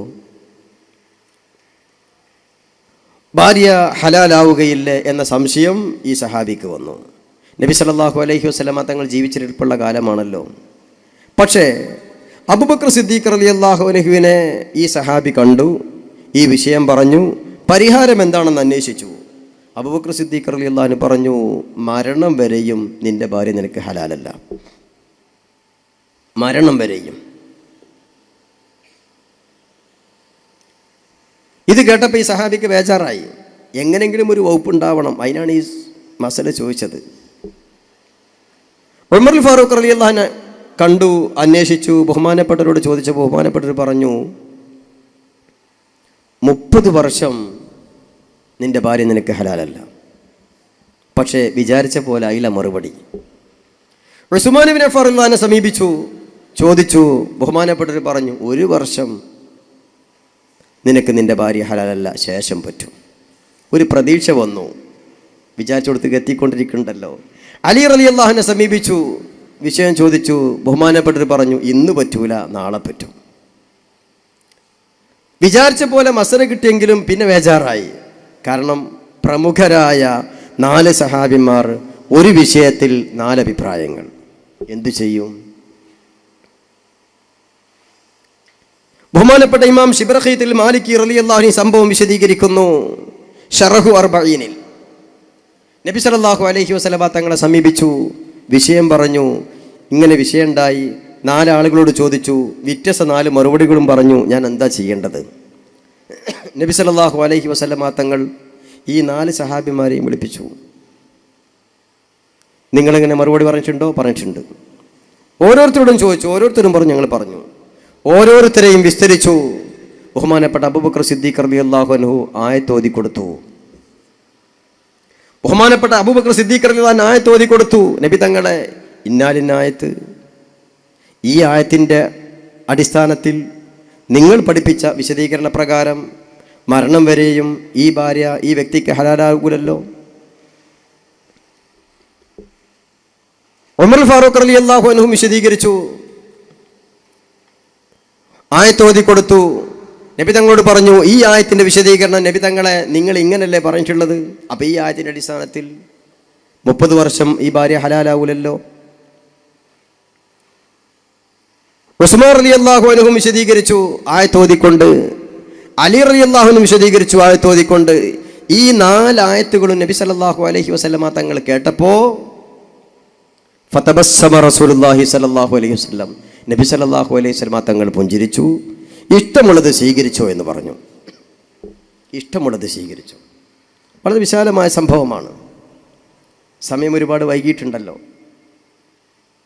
അർഹതപ്പെട്ട ഗവേഷണം ചെയ്തുകൊണ്ട് നിയമങ്ങൾ കണ്ടെത്താൻ യോഗ്യരായ പണ്ഡിതന്മാർ ഗവേഷണം ചെയ്യുകയും ആ ഗവേഷണത്തിൻ്റെ ഫലമായിക്കൊണ്ട് അവർ നിയമങ്ങൾ പറയുകയും ചെയ്യും. അങ്ങനെ നിയമങ്ങൾ പറയുമ്പോൾ അറിവില്ലാത്തവർ അത് സ്വീകരിക്കുക. ഇത് പരിശുദ്ധ ഇസ്ലാമിൽ മുമ്പേ നടപ്പുള്ളതും നബി സല്ലല്ലാഹു അലൈഹി വസല്ലമ തങ്ങൾ അംഗീകരിച്ചതാണ്. സൂറത്ത് യൂനുസിലെ 98-ാമത്തെ ആയത്ത് 98-ാമത്തെ ആയത്തിൽ ഹീൻ എന്നൊരു പദം ഖുർആനിലുണ്ട്. ആ ഹീൻ എന്ന പദത്തിൻ്റെ അർത്ഥം മരണം എന്നാണ്. ഹൽ അതാ അലൽ ഇൻസാനി ഹീനും മിനദ് ദഹർ, പരിശുദ്ധ ഖുർആനിലെ ആയത്താണല്ലോ. ആ ഹീൻ എന്ന പദത്തിൻ്റെ അർത്ഥം 30 വർഷമെന്നാണ്. ഉമർ ഫാറൂഖ് റളിയല്ലാഹു പറഞ്ഞു, ദാ ഖുർആനിലെ ആയത്താണിത്, ഇവിടെ ഹീൻ എന്ന പദമുണ്ട്, 30 വർഷം എന്ന റസൂൽ നിങ്ങൾ പറഞ്ഞർത്ഥം. ആ ഹീൻ തന്നെയാണല്ലോ ഈ വ്യക്തിയും ഉപയോഗിച്ചത്. അതുകൊണ്ട് ഈ ആയത്തിൻ്റെ അടിസ്ഥാനത്തിൽ ഞാൻ പറയുന്നു 30 വർഷം പാടില്ല. തുഅ്തി ഉക്ലഹാ കുല്ല ഹീൻ, ഖുർആൻ ഈത്തപ്പന മരത്തിൻ്റെ ഫലപുഷ്ടിയെക്കുറിച്ച് പറയുന്നൊരായത്താണിത്. ഉസ്മാൻ റളിയല്ലാഹു അൻഹു ഈ ആയത്താണ് ഓതിയത്. കുല്ല ഹീൻ, ഓരോ വർഷവും. ഇവിടെ വർഷം എന്നാണ് ഹീൻ അർത്ഥം. അതുപോലെ തന്നെ ഫസുബ്ഹാനല്ലാഹി ഹീന തുംസൂന വഹീന തുസ്ബിഹൂൻ, ഇവിടെ ഹീൻ എന്ന പദത്തിന് ഒരു ദിവസം എന്ന അർത്ഥം. അപ്പോൾ അർഹതപ്പെട്ട ഗവേഷണ യോഗ്യരായ ആളുകൾ ഇങ്ങനെ വ്യത്യസ്ത തെളിവുകളെ മുന്നിൽ വെച്ചുകൊണ്ട് അവർ ഗവേഷണം ചെയ്യുകയും നിയമങ്ങൾ പറയുകയും ചെയ്യും. സ്വാഭാവികമായും വ്യത്യാസങ്ങൾ ഉണ്ടാകും. ഇങ്ങനെയുള്ള വ്യത്യാസങ്ങളാണ് ഷാഫി മദ്ഹബ്, ഹനഫി മദ്ഹബ്, മാലിക്കി മദ്ഹബ്, ഹംബലി മദ്ഹബ്. ഇതല്ലാതെ ഇതിനെ ഒരിക്കലും വൈരുദ്ധ്യങ്ങളായിക്കൊണ്ട് കണ്ടുകൂടാ. എല്ലാത്തിനും ആയത്തുകൾ തെളിവുണ്ട്, ഹദീസുകൾ തെളിവുണ്ട്. കുത്തറാത്തീബിനെ കുറിച്ചുള്ള അഭിപ്രായം എന്ത്? അതുകൊണ്ടുള്ള ഉപകാരം എന്ത്? അതിന് തെളിവ് വല്ലതും ഉണ്ടോ? കുത്തറാത്തീബ് ബഹുമാനപ്പെട്ട ഗൗസുൽ ആലമിൻ്റെ പേരിൽ ഖദ്ദസല്ലാഹു സിറഹുൽ അസീസ്, മഹാനായ അഹ്മദുൽ കബീർ റിഫാഇ റളിയല്ലാഹു അൻഹുവിൻ്റെ പേരിലുള്ള റാത്തീബുകളിലാണ് സാധാരണ ആയുധപ്പണി എന്ന് പൊതുവെ നാം പറയാറുള്ള ഈ പ്രവർത്തനം ഉണ്ടാവാറുള്ളത്. ഇത് ഇത്തരം കാര്യങ്ങളെ കൊണ്ട് ഇത് ചെയ്യുന്നവർക്ക് ബുദ്ധിമുട്ടില്ലെങ്കിൽ ഔലിയാഇൻ്റെ മഹാന്മാരുടെ കറാമത്ത് മറ്റുള്ളവരിൽ പ്രകടമാക്കാം എന്ന തത്വപ്രകാരം അത് വിരോധിക്കപ്പെട്ട കാര്യമല്ല എന്ന് ഷാഫി മദ്ഹബിലെ പ്രശസ്ത ഫിഖ്ഹ് ഗ്രന്ഥമാകുന്ന ബിഗ്യത്തുൽ മുസ്തർഷിദീനിൻ്റെ അവസാനത്തെ പേജിൽ പറയുന്നുണ്ട്. ഇങ്ങനെയുള്ള അത്ഭുത പ്രവർത്തനങ്ങൾ സൂറത്തുൽ കഹ്ഫിൻ്റെ തഫ്സീറിൽ ബഹുമാനപ്പെട്ട ഇമാം ഖുർത്തുബി റളിയല്ലാഹു അൻഹു, അലി റളിയല്ലാഹു അൻഹു ഇതുപോലെയുള്ള അത്ഭുത പ്രവർത്തനങ്ങൾ ശത്രുക്കൾക്ക് മുന്നിൽ കാണിച്ചിരുന്നു എന്ന് പറയുന്നുണ്ട്. ഒരാളുടെ കൈ ഒടിഞ്ഞപ്പോൾ മഹാനായ അലി ഇബ്നു അബീ ത്വാലിബ് റളിയല്ലാഹു അൻഹു ആ ഒടിഞ്ഞ കയ്യിനെ ശരിപ്പെടുത്തിയെന്നും ബഹുമാനപ്പെട്ട സെയ്ദ് റളിയല്ലാഹു അൻഹു ശത്രുക്കളെ വെല്ലുവിളിച്ചുകൊണ്ട് വിഷം കുടിച്ചു എന്നും ബഹുമാനപ്പെട്ട ഇമാം ഖുർത്തുബി റളിയല്ലാഹു അൻഹു സൂറത്തുൽ കഹ്ഫിലെ തഫ്സീറിൽ പറയുന്നു. അപ്പം ഇത് ചെയ്യുന്നവർക്ക് പ്രയാസങ്ങൾ ഉണ്ടാവരുത്, അവർക്ക് ബുദ്ധിമുട്ടുകൾ ഉണ്ടാവരുത് എങ്കിൽ ഔലിയാഇൻ്റെ കറാമത്ത് മറ്റുള്ളവരിൽ പ്രകടമാവുക എന്ന അടിസ്ഥാനത്തിൽ അത് മംനു അല്ല, വിരോധിക്കപ്പെട്ട കാര്യമല്ല എന്ന് ബിഗ്യത്തുൽ മുസ്തർഷിദീൻ. ആയിക്കോട്ടെ. അസ്സലാമു അലൈക്കും. അൽഹംദുലില്ലാ, നമ്മുടെ പരിപാടി ആദ്യം മുതൽ ഇതേവരെ വളരെ റാഹത്തോടു കൂടിയാണ് നടന്നത്.